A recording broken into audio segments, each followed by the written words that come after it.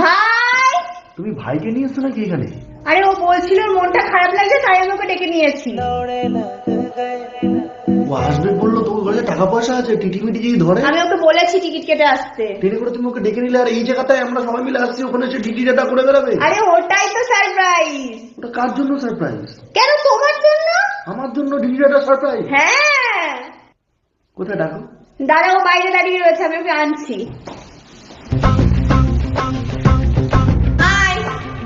हमारी एंट्री यार दिल में बजी घंटियां रे ठोक ठोक ठोक ठोक ठोक ठोक ठोक ठोक ठोक ठोक ठोक ठोक। জানো আমার কেমন লাগছে?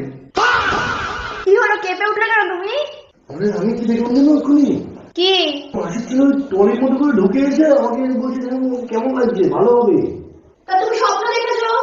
হ্যাঁ দাদা খাবার না? হ্যাঁ চলো গো, আমারও খুব খিদে পেয়েছে। তাই না?